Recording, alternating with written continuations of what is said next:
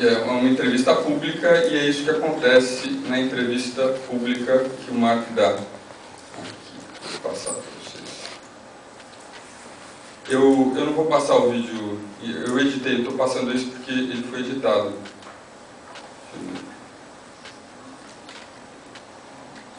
Acho que vai, ótimo.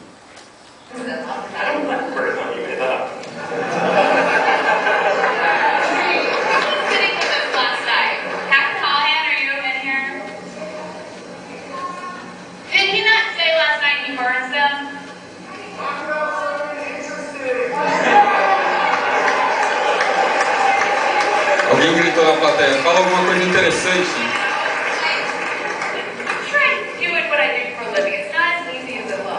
Essa entrevistadora brigando com a plateia inteira. Uma menina falou, posso fazer uma pergunta?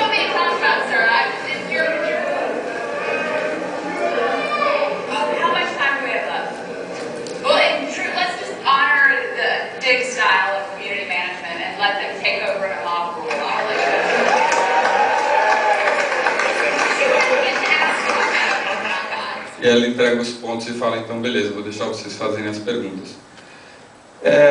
Quantas pessoas aqui assistem jogo de futebol narrado pelo Galvão Bueno?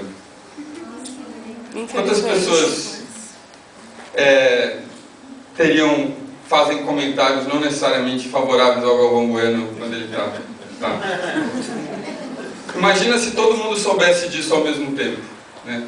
Foi isso que aconteceu. A gente vai a eventos em que as apresentações são mais ou menos interessantes.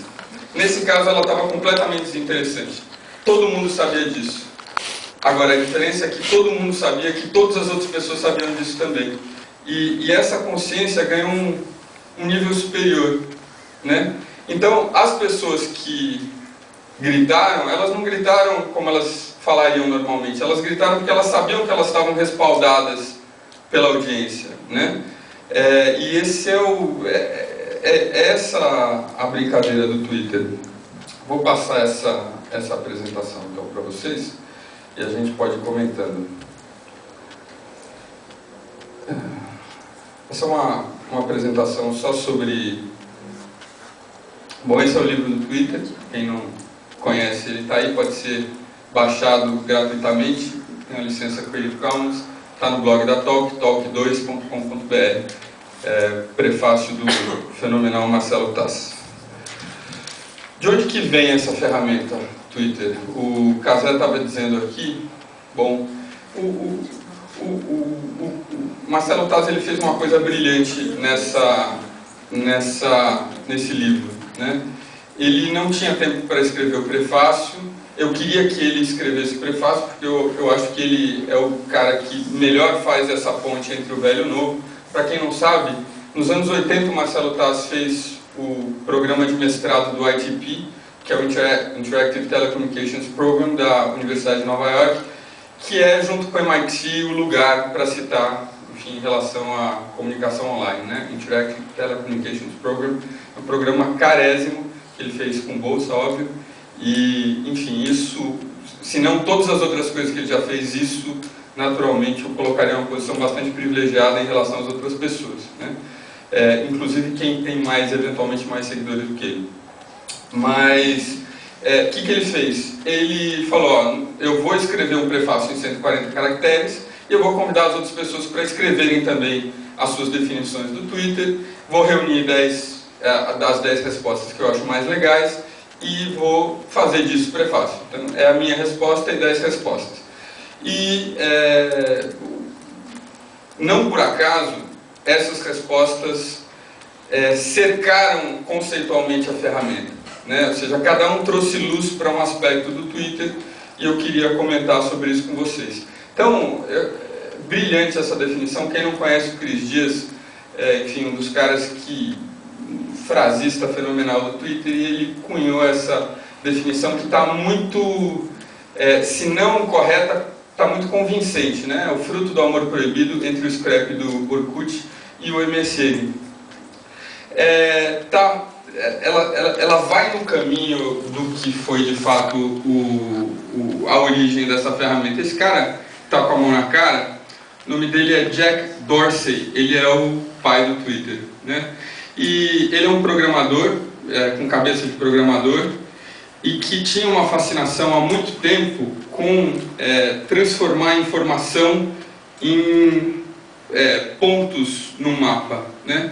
Então ele vivia imaginando como é que seria um mapa em que apareceriam, por exemplo, as informações dadas por ambulância. Ambulância, táxi, serviço de entrega, todos eles ficam falando o tempo todo no rádio, né? Estou aqui no lugar tal, fazendo a entrega tal. Estou aqui no lugar tal, pegando um paciente tal. Estou aqui no lugar...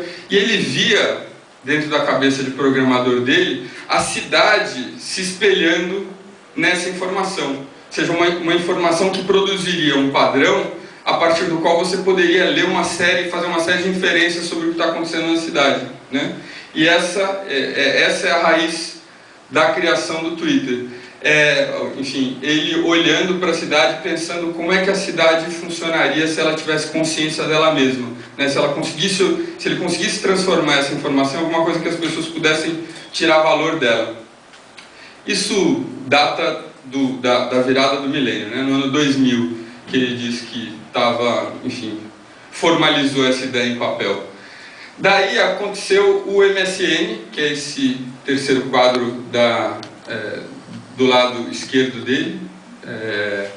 E o MSN, eu me lembro, foi o primeiro momento em que foi a primeira forma que a gente encontrou para explicar o Twitter bem no comecinho, né? Não o MSN em si, mas a mensagenzinha que as pessoas costumam deixar no MSN, né? Ouvindo música tal, né? Ou tô num puta mau humor, ou enfim, né? Bem a mensagem que, de uma maneira bem simples, dá a entender aquilo que é o Twitter e para que ele serve, né? Ou seja, você não tem capacidade para se comunicar com todas as pessoas com as quais você tem contato, você tem uma rede de contato, você vive numa rotina maluca, e isso, de uma forma não intrusiva, consegue fazer com que as pessoas saibam como as pessoas conhecidas dela estão e vice-versa, né?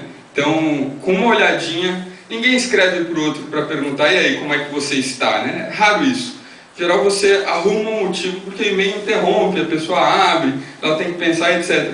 E o MSN, ele ganhou esse espaço, né? Assim, bacana, estou vendo que fulano está assim, Beltrano está assim, etc. Guardou essa informação, o Dorsey também. Daí, o ponto final da formação conceitual do Twitter foi o SMS. Isso é uma coisa curiosa, porque não faz parte da maneira como nós, brasileiros, usamos o Twitter, né? O SMS é pouco aproveitado aqui. Mas isso que... acho que foi a Cristina que falou, né? Quando você falava do telefone.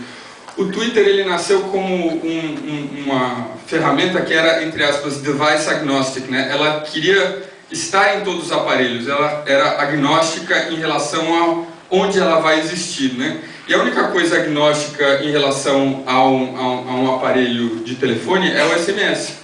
Todos eles têm, né? Então, quando a gente pensa na frase que deu origem à explicação do que era o Twitter, que é o que você está fazendo, e essa frase parece extremamente pouco explicativa, né? A gente precisa se remeter ao tempo em que o Twitter foi originalmente concebido para ser um veículo de comunicação, para juntar pessoas pelo SMS. Então, todas as pessoas que o Twitter chegava no momento em que ele foi lançado em 2006 eram pessoas do mesmo grupo, né? Ou seja, o Twitter tem uma característica curiosa, que ele foi só parcialmente inventado pelo Jack Dorsey e pelo pessoal da empresa, que hoje chama Twitter, né? Ele é um fenômeno justamente porque ele conseguiu fazer com que a comunidade tomasse parte da autoria pela invenção da ferramenta. Então, por exemplo, quando as pessoas que tweetam colocam um arroba e o nome de alguém para se referir a ela, isso não foi uma invenção deles. A resposta não foi a invenção deles. O retweet, as pessoas que acompanham o Twitter sabem que o retweet está sendo agora incorporado à ferramenta, ainda não foi lançado. Isso tudo foi inventado pelo próprio usuário, né? Então, no começo, antes dessas invenções acontecerem,